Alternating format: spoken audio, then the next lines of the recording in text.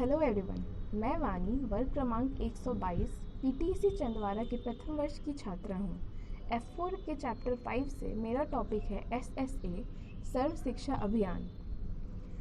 जैसा कि हम सभी जानते हैं, हमारे इंडियन एजुकेशन सिस्टम में बहुत से डेवलपमेंट्स हुए, पर उसके बाद भी आज भी ऐसे बहुत से स्टेट्स हैं जहाँ के बच्चे एजुकेटेड नहीं हो पा रहे हैं, जो स्कूल तक भी नहीं जा पा रहे हैं। तो उन सभी बच्चों को उनके प्रारंभिक शिक्षा को, जीवन के कौशल को ध्यान में रखते हुए भारत सरकार का यह अभियान जिला आधारित एक विशिष्ट विकेंद्रीय योजना था।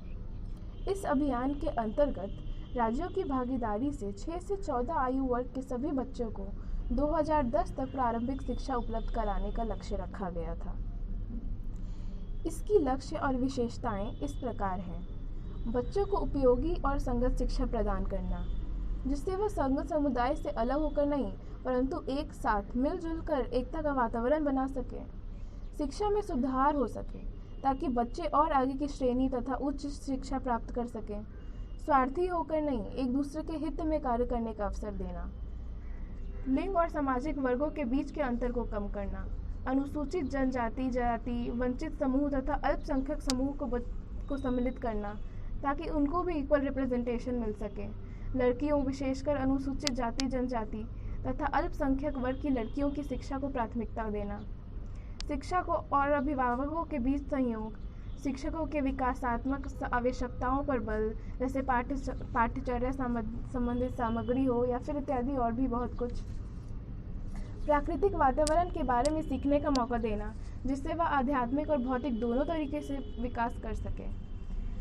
उसके बाद आते हैं शिक्षा का अधिकार अधिनियम 2009 और एसएससी का सुमेलीकरण।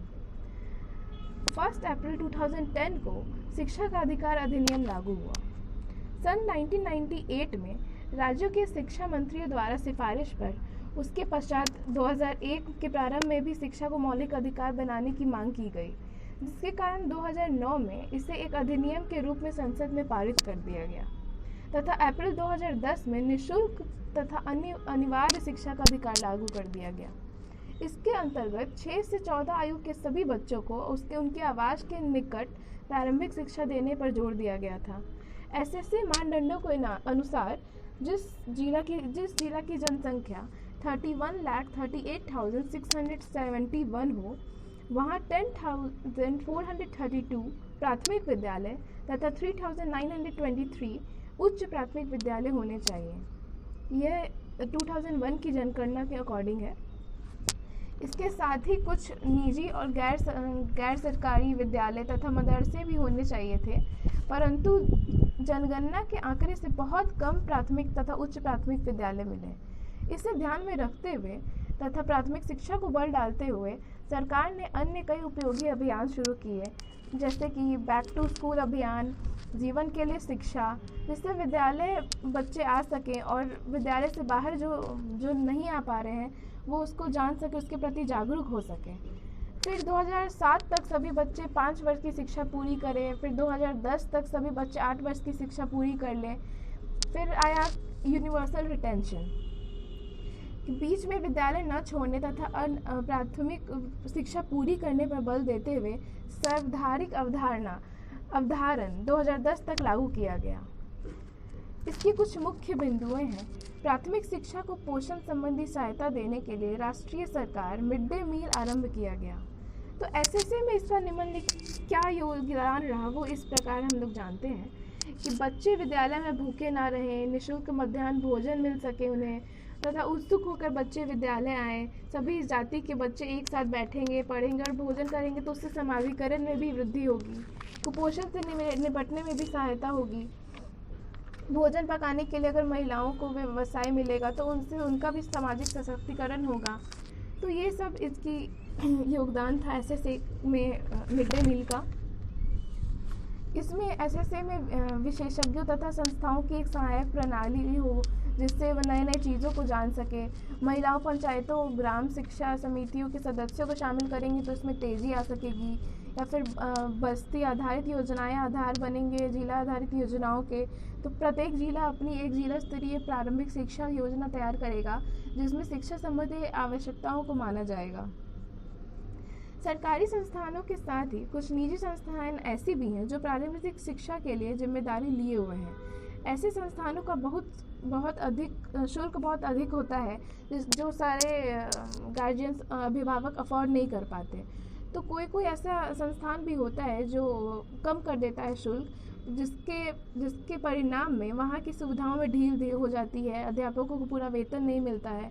तो उन सभी निजी संस्थानों को ध्यान में रखते हुए तथा उनकी सहायता के लिए भारत सरकार भी सहायता कर रही है, जिससे सरकारी निजी भागीदारी कहते हैं संस्थानों में, ताकि इन संस्थानों में बहुत बढ़ावा मिल सके। अब आता है सर्व शिक्षा अभियान में विभिन्न इंटरवेंशन। वैकल्पिक तथा नवाचारी शिक्षा, लोक कार्य, नवाचारी शिक्षा, विद्यालय अनुदान, शोध तथा मूल्यांकन, अध्यापक अनुदान, अध्यापक प्रशिक्षण, दूर शिक्षा। तो पहला है वैकल्पिक तथा नवाचारी शिक्षा। यह जनजातीय तथा समुद्र तटीय क्षेत्र में रहने वाले सुविधा वंचित बच्चों की भागीदारी सुनिश्चित कराना इसका मेन एम था। लोक सेवा कार्य, शैक्षिक तथा ढांचागत सुविधा प्रदान करने में सहायक, ताकि उनको प्रॉपर स्ट्रक्चर मिल सके। फिर नवाचारी क्रियाकलाप, अनुसूचित जाति जनजातियों की शिक्षा, कंप्यूटर शिक्षा आदि योजनाएं जिनसे बच्चे और उत्सुक हो सके और रुचि ले।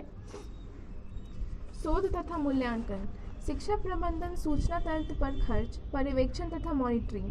ऐसे क्षेत्र जहां महिला साक्षरता दर बहुत कम हो, वहां एक विशेष कार्यबल स्थापित किया जाए। अनुसूचित जातियों तथा अनुसूचित जनजातियों की लड़कियों की मॉनिटरिंग, ताकि वो सब भी डेवलप करे और ज़्यादा उनको इक्वली रिप्रेजेंट किया जाए। फिर था पांचवा विद्यालय अनुदान। इस परियोजना के अंतर्गत प्रत्येक विद्यालय को 2000 रुपये अनुदान के रूप में दिया गया था। 1000 रुपये पुस्तकालय के लिए और 1000 खराब उपकरणों को ठीक करने जैसे, या फिर उसके अतिरिक्त शेष राशि से विद्यालय का सौंदर्यकरण, फर्नीचर की मरम्मत, रखरखाव इत्यादि ये सब के विकास के लिए दिया गया था। छठा है अध्यापक अनुदान। कक्षागत कार्य में सुधार तथा अध्यापन सहायक सामग्री के निर्माण के लिए प्रत्येक विद्यालय को 500 रुपये अनुदान राशि दी जाती थी। सातवां है अध्यापक प्रशिक्षण। अध्यापकों को समान समय पर प्रशिक्षण देना, नई पाठ्य पुस्तकों से परिचित कराना, परीक्षा में कैसे सुधार लाएं उसका उपाय सोचना। अध्यापक प्रशिक्षण का कार्य डाइट्स पर छोड़ा गया है, जो अध्यापकों के लिए प्रशिक्षण कार्यक्रम तथा तैयार करती है। आठवां है दूर शिक्षा। अधिगम सामग्री, रेडियो ब्रॉडकास्ट, टेलीकॉन्फ्रेंसिंग इत्यादि के माध्यम से शिक्षा प्रदान करना, डिस्टेंस लर्निंग जिसे बोलते हैं। तो इसका निष्कर्ष हम लोग ये जाने कि सर्व शिक्षा अभियान एक और जहां बच्चों का शिक्षित करने का प्रयास कर रहा है, वहीं वह दूसरी ओर समाजीकरण भी कर रहा है।